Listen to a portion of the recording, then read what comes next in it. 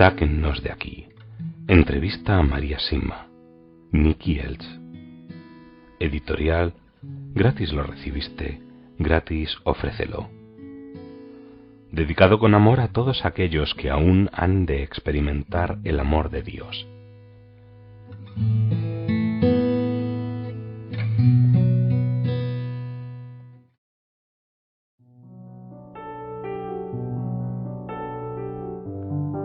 El purgatorio.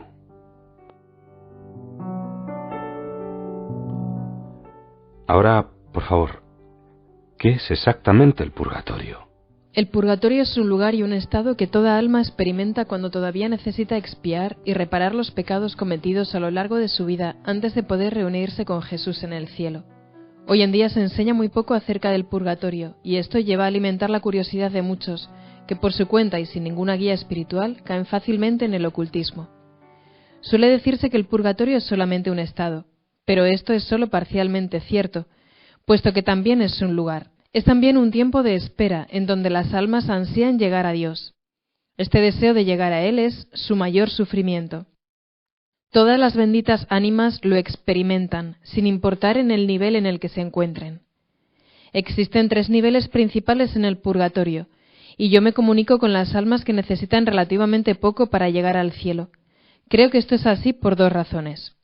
La primera se debe a algo de lo que me di cuenta cuando me invitaron a una casa. Su dueño acababa de perder a su mujer recientemente, y sucedían cosas extrañas por la noche. Accedí a pasar una noche para ver si podía ayudar. No pasó mucho tiempo antes de que comenzaran a escucharse fuertes golpes en el vestíbulo. Entonces, como hago habitualmente, pregunté: ¿qué puedo hacer por ti? Los ruidos se hicieron más y más fuertes, hasta que repentinamente apareció un animal inmenso, que no había visto nunca antes, y justo detrás vino una gran serpiente, que rápidamente devoró al primer animal. Luego toda la escena desapareció. Me debí asustar porque estaba sudando. Tiempo más tarde le describí lo que había ocurrido a una persona que sabe mucho de estos sucesos, y él consiguió identificar al primer animal. Se trataba de un hipopótamo, que simboliza un corazón duro. Esto no significa que la mujer se encontrara en el purgatorio en forma de hipopótamo. Tan solo fue la manera de que yo lo comprendiera todo con más claridad.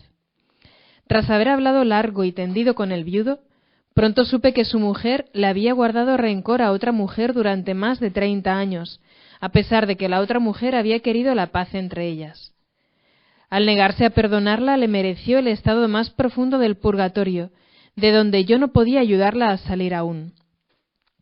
La segunda razón, creo, por la que generalmente me comunico con las almas del nivel más alto del purgatorio, tiene que ver con un diario escrito por una princesa alemana en los años 20. Durante muchos años se comunicó con las almas de los niveles más profundos, y muchas de esas descripciones son ciertamente monstruosas y mucho más dolorosas de las que yo he visto. ¿Hay otras diferencias entre los niveles más altos y los más profundos del purgatorio? Satanás puede atacar a las almas del nivel más profundo, pero no puede hacerlo a los que se encuentran en los niveles más altos. Es cierto que se nos pone a prueba mientras estamos aquí en la tierra, y que eso cesa al morir. Sin embargo, las almas del tercer nivel, el más profundo del purgatorio, deben sufrir en primer lugar por los pecados que cometieron antes de que las oraciones, las misas y las buenas obras que podamos ofrecer por ellas puedan serles beneficiosas. Y una parte de ese sufrimiento es que continúan siendo atacadas por Satanás. Los diversos niveles del purgatorio son diferentes de la misma manera que todas nuestras dolencias en la tierra son diferentes. Puede tratarse de la mera inflamación de una uña o hasta de un fuego que puede consumir la totalidad del cuerpo. Este fuego existe solamente en los niveles profundos, pero no en los más altos.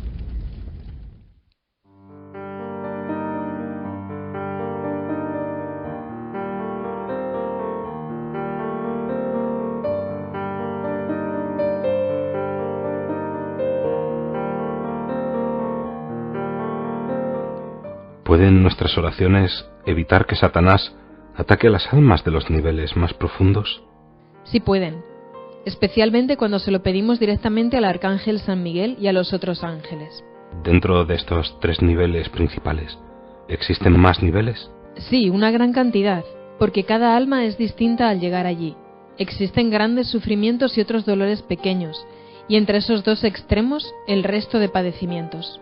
Probablemente existan en el purgatorio tantos niveles como almas, puesto que, por supuesto, no hay dos personas o dos almas que sean idénticas.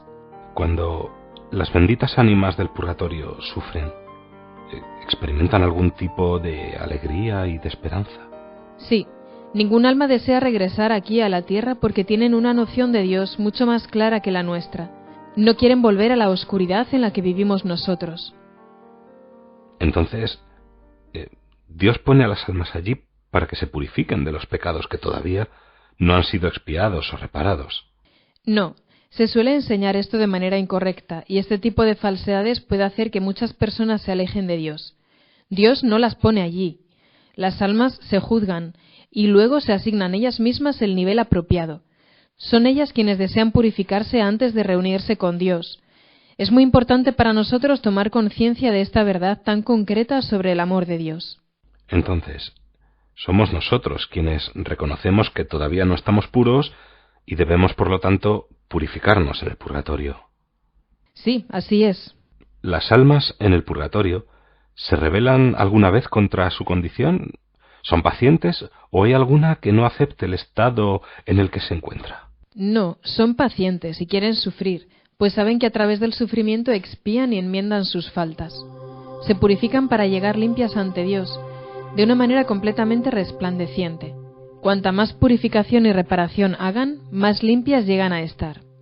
¿Los sufrimientos del purgatorio son mayores que los de la tierra? Si tomamos todo en cuenta, son mayores, y a veces mucho mayores, en especial en el tercer nivel. Sufren más espiritualmente que nosotros. Cuando una vez le pregunté a un alma cómo era su sufrimiento, me dijo que era uno muy particular. Por ejemplo, un padre perezoso que no trabaje para sacar a su familia adelante, y que por ese motivo su mujer e hijos lleguen a pasar calamidades, tendrá que trabajar mucho en el purgatorio, y su sufrimiento corporal será mucho mayor que el correspondiente a un trabajo en la tierra. Pero nuestros padecimientos aquí, a pesar de ser menos severos, valen muchísimo más para borrar nuestros pecados que aquellos en el purgatorio. Si el purgatorio es también un lugar, ¿es posible que aquí, en la tierra, existan ciertos lugares en los que las benditas ánimas pasen el tiempo? Sí, al parecer se reúnen generalmente alrededor del altar o en el lugar en donde murieron.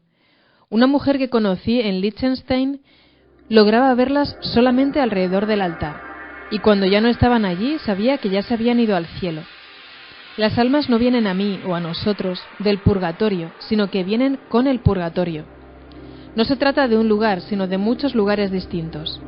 No se trata de un estado, sino de distintos estados. Si se trata de muchos lugares o un lugar grande, ¿son el cielo y el infierno también lugares?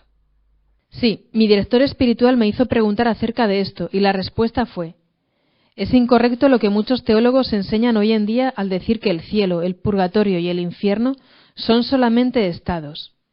Son también lugares. La diferencia de tiempo que deben pasar las almas allí antes de entrar en el cielo es muy amplia entre un alma y otra. Sí, es muy amplia. Algunas están simplemente media hora y otras el resto del tiempo hasta el último día.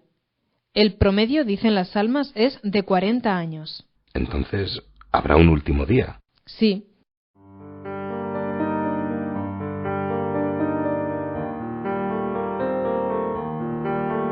¿Puede un alma del purgatorio ver y comunicarse con otros a su alrededor? Siempre son conscientes de la presencia de otras almas y saben que no están solas cuando han actuado muchas juntas para hacer algo, pero rara vez se comunican unas con otras. María, ¿pueden leer? Sí pueden. Leen espiritualmente. Esto lo sé porque cuando vienen a mí no tengo que leerles los nombres o las preguntas que tengo preparadas. Simplemente las toman del papel. ¿Cuánto saben de sus familias? Diría que prácticamente todo. Nos ven todo el tiempo. Escuchan cada palabra que pronunciamos sobre ellas y saben lo que sufrimos. Pero no conocen nuestros pensamientos.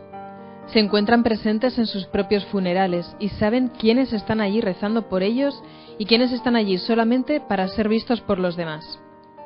¿Saben las benditas ánimas del purgatorio lo que va a pasar? Sí, saben algo, pero no todo. Me han dicho que va a pasar algo verdaderamente importante, que está a las puertas. Durante muchos años decían que estaba delante de la puerta, pero desde mayo de 1993 han usado la expresión a las puertas. Será algo para la conversión de la humanidad, y a una escala menor me han contado cosas que ocurrieron poco tiempo después. En el verano de 1954 me avisaron de las inundaciones que hicieron tanto daño en esta región. Otra vez también me dijeron que aún había personas con vida bajo la nieve tras una avalancha, así que los equipos de rescate continuaron buscando más tiempo de lo previsto, y en efecto consiguieron localizar y salvar a esas personas 2 días después de que les pidiera que por favor siguieran con la búsqueda. Se dice que después de esta vida el tiempo ya no existe. Pero por otro lado, usted dice que el purgatorio es un tiempo en el que se anhela a Dios. Por favor, explique esto. Es correcto afirmar que tras esta vida ya no existe el tiempo, pero cuando nos dicen que un alma debe sufrir determinado tiempo, se refiere a una traducción a nuestro tiempo. Las almas pueden decir que aún deben sufrir más, que no han sido liberadas todavía o que sus sufrimientos han disminuido. Cuando hablan de un tiempo concreto o cuando indican una cantidad de misas, eso simboliza la intensidad y la cantidad de su sufrimiento. ¿Tienen las benditas ánimas del purgatorio cuerpos como los nuestros? ¿O tienen, digamos, un cuerpo espiritual? Dicen que no se dan cuenta de que no tienen su cuerpo. Tienen un cuerpo transfigurado y pueden tomar la forma de un cuerpo humano vestido y sano. ¿Se arrepienten las almas de lo que hicieron mal cuando aún vivían en la tierra? ¿También se arrepienten de lo que no hicieron? Sí, mucho. Se arrepienten de las oportunidades que dejaron pasar para hacer buenas acciones por Dios y por el prójimo, y pueden ver los buenos frutos que hubieran resultado de esas acciones. Al morir, perdemos la oportunidad de realizar buenas obras. Las almas en el purgatorio ya no pueden cosechar méritos como podemos hacer nosotros. También se dice que los ángeles nos envidian porque nosotros podemos hacer buenas obras y ofrecérselas a Dios, mientras que ellos no pueden ni tampoco pueden hacer ya más méritos. ¿Qué ocurre con quien sabe que el purgatorio existe, pero sigue con su vida y peca igualmente, pensando que no va a ser tan malo? Se arrepentirá muchísimo de pensar así. Muchísimo más que los que cometan el mismo pecado sin conocer la existencia del purgatorio.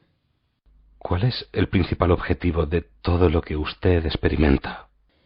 Dios lo permite para que a través de mi apostolado otras personas entiendan claramente que nuestro tiempo en la tierra es solamente para ganarnos el cielo. Nuestro objetivo aquí es ser buenos unos con otros y de esta manera reunirnos con Dios, tanto aquí y ahora como luego en la eternidad. Cumpliendo esto, la vida se vuelve mucho más preciosa para todos y también se ve claramente las vidas absurdas de tantísimas personas. Nos muestra la inmensidad del amor de Dios y que la vida puede ser de una belleza gloriosa cuando trabajamos a su lado. Así que lo que se me da a conocer debería servir para que muchos encuentren una orientación más clara y definitiva a su vida, si desean cumplir la voluntad celestial de Dios y participar de su belleza. Y resumiendo, ¿qué es lo que usted misma ha aprendido a lo largo de todos estos años de experiencias tan singulares? Amar a Dios con todas mis fuerzas.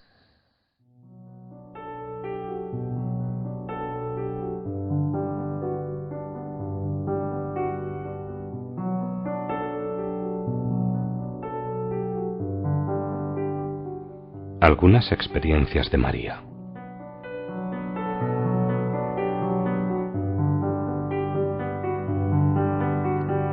María, ¿qué le ocurrió la primera vez que recibió la visita de una bendita ánima del purgatorio? La primera vez me desperté porque alguien estaba paseando por mi cuarto de un lado a otro. Nunca me he asustado fácilmente y no me daría un susto a menos que alguien me saltara a la cara. Entonces pensé, ¿quién es esta persona? Se trataba de alguien completamente desconocido que caminaba impaciente de un lado a otro al pie de mi cama y le dije, «Oye, ¿qué quieres?». No hubo respuesta. Entonces salté de la cama, me dirigí hacia él y traté de agarrarle diciéndole, «Fuera, aquí no haces nada». Pero no había nada allí. Entonces pensé, no estaba soñando, lo he visto y lo he escuchado. Y tan pronto como me metí en la cama de nuevo, allí estaba igual que antes, caminando de un lado a otro. Exclamé otra vez, «Ahora vas a decirme quién eres y a irte de aquí». y seguía allí como si no me hubiera escuchado. Estuve un rato observándolo y pensé, mientras no se me acerque. Luego me levanté otra vez y me acerqué a él de puntillas mientras pensaba, ahora veré si puedo sujetarlo. Y otra vez no había nada allí. No entendía nada. Estaba confundida. ¿Acaso no estaba bien de la cabeza? Me acosté de nuevo, pero no podía conciliar el sueño. Al día siguiente corrí a ver al sacerdote y le expliqué lo que había pasado. No sé lo que pasó anoche, me habré vuelto loca. A lo que él contestó, ¿por qué dices eso? Si vuelve a suceder, no preguntes quién es, pregunta mejor, ¿qué necesitas de mí? Podría tratarse de un alma del purgatorio. A lo que respondí, si viene a mí, debe ser un familiar. No, respondió el sacerdote, no tiene necesariamente que ser así, porque tú siempre has rezado mucho por ellas.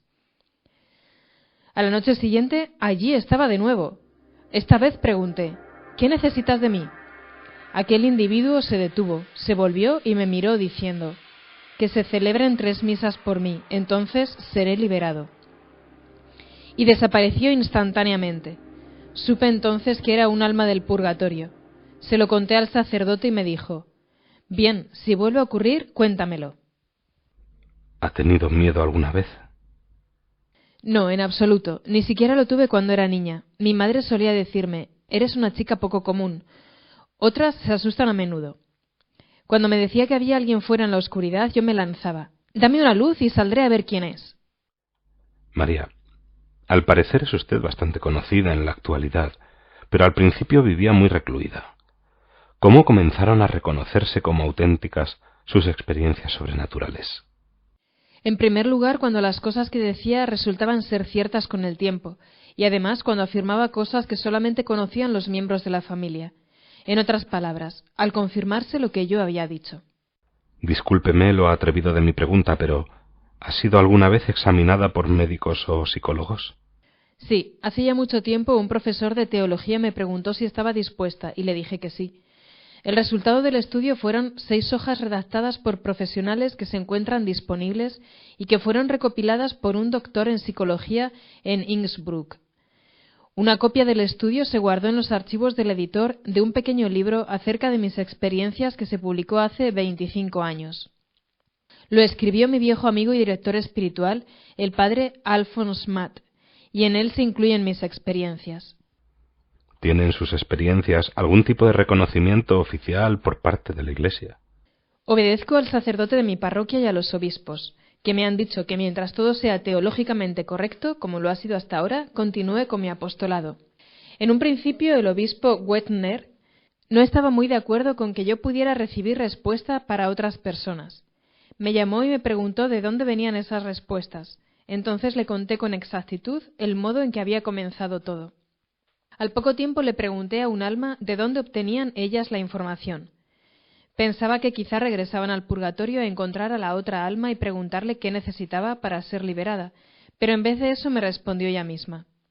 No, toda la información que te traemos viene de y con el consentimiento de la Madre de la Misericordia. Cuando mi buen obispo escuchó esto, dijo, bueno, en ese caso no puedo decir ni diré nada en contra. ¿A quién se refiere con Madre de la Misericordia? Oh, este es uno de los tantos nombres que se le dan a la Santísima Virgen María, la Madre de Jesús y por tanto la Madre de todos nosotros. ¿Madre de todos nosotros? Sí, debería ser el modelo de madre y guía de todos, y por ser la Madre de Jesús también es nuestra Madre. ¿Cuántos obispos se han sucedido desde que tiene estas experiencias? ¿Todos la han apoyado? ¿Cuáles son sus nombres? Se han sucedido 3 obispos hasta el día de hoy. Sus nombres son Chan, Beckner y Kung. Monseñor Chan me apoyó de manera silenciosa. Simplemente sostenía que sabía que el padre Matt no era ningún soñador y que por lo tanto todo debía estar bien. Monseñor Beckner me apoyó de manera activa y le agradezco a Dios que así haya sido. El obispo actual, Monseñor Kung, ha optado hasta el momento por no expresarse ni a favor ni en contra. Al principio todo debió ser muy desconcertante para usted. ¿Quién fue el que más le ayudó en esos primeros años? Sin duda fue mi querido amigo el padre Alphonse Matt. Fue párroco aquí en Sontag, desde 1938 hasta 1978. En su funeral, donde se encontraban presentes 40 sacerdotes y miles de fieles, el obispo Wegner expresó lo siguiente: lo más bello que puede decirse de un sacerdote es que haya sido un sacerdote según el corazón de Dios. Así fue nuestro padre Alphonse Matt, un sacerdote esencialmente bueno y santo. Que descanse en paz. Dudo mucho de que hubiese podido cumplir la voluntad de Dios como lo he intentado hacer sin su apoyo y cariño en los primeros años de mi apostolado por las benditas almas del purgatorio. Al principio, esperaba que estas experiencias duraran tanto. No, no realmente, pero comprendí después de algún tiempo que el padre Matt sí lo esperaba. ¿Está contenta de vivir estas experiencias o es algo difícil y doloroso en ocasiones? No lo encuentro difícil porque no solamente ayuda a las almas del purgatorio, sino que también ayuda a los vivos a que vuelvan a tener fe o a encontrar la fe, y esto es lo que me da mucha alegría. ¿Y cuando ve a las almas, qué aspecto tienen? Se presentan exactamente como eran aquí en la tierra, y esto es algo que puedo, por supuesto, confirmar yo misma porque han venido muchas a quienes yo misma conocía bien. Sí, con la misma ropa, su ropa de trabajo. Esto es así porque nuestros deberes aquí son los más importantes. Siempre vienen con su ropa de trabajo y no con una bata de baño o con el traje de los domingos. Nuestro trabajo diario es nuestra misión. ¿Qué edad tienen cuando se les aparecen? Lo que quiero decir es que si muere un joven de 20 años y luego, digamos, 10 años más tarde se aparece ante usted, ¿aparenta tener 30 o todavía aparenta 20 años? Todavía aparenta 20 años cuando los veo.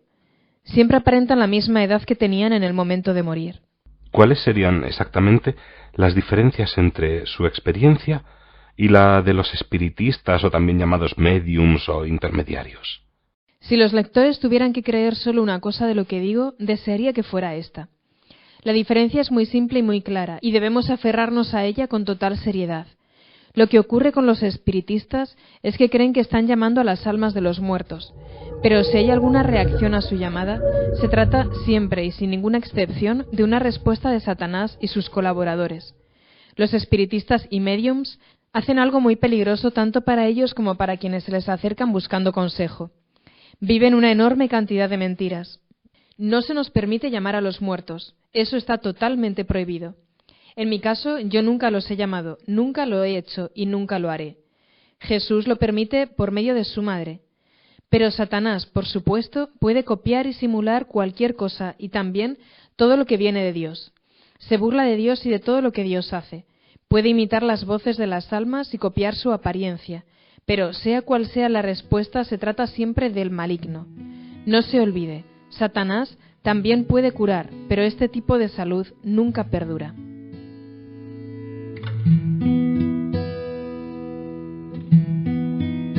Sáquennos de aquí. Entrevista a María Sima. Nicky Elch. Editorial. Gratis lo recibiste, gratis ofrécelo.